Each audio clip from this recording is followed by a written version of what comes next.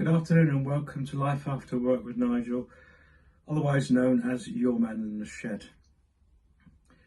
Just a quick catch up on a quick summary of Christmas this year and looking forward to 2026. So we had a very enjoyable Christmas this year. We managed to catch up with most people. I think we saw Marcus, Maxine, Harvey, Henry and Eden on Christmas Day, and then on Boxing Day we went to see Ian, Jess, Arthur and Thomas and had a delightful time with them. And then over the last couple of days we've caught up with Uncle Gene and had a coffee with him, and prior to that we managed to get together with Carol and Sue. So I think we've ticked the boxes. We've seen most people, which has been delightful and nice to see them as they look forward to their Christmas celebrations.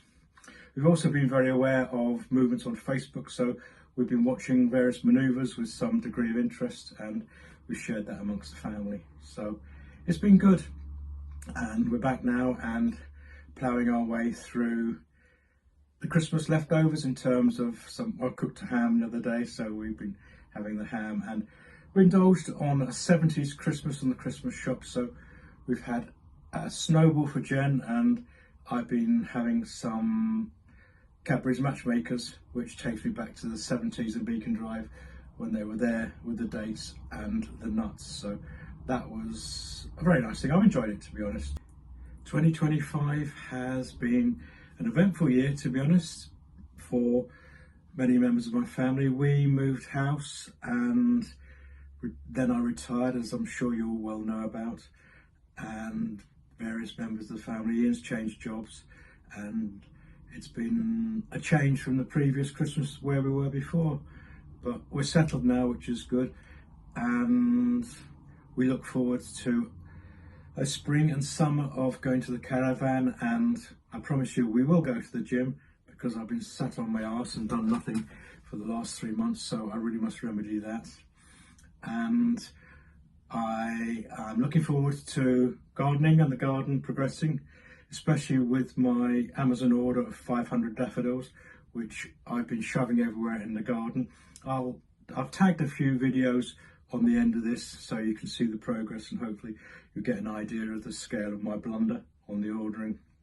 So I'm looking forward to that, and summer in the caravan, and also looking forward to many walks and just a slower pace of life. I will be putting some recipes on here, some further ideas that I have with regards to menus that are easily cooked in the air fryer and adaptable for home and for the caravan. So 2026 should be good. Ideally we can plan visits into all the family. I can meet my brother Ian again, who we've not seen, and then Jen can keep in contact with Sue and David as their hopeful move back to the UK progresses. So before I wrap up for 2026, there's one person who has put up with, who should be thanked for everything. One person who's put up with me being grumpy, being moody, my adapting to not working. That's Jen. She's done very, very well amidst her own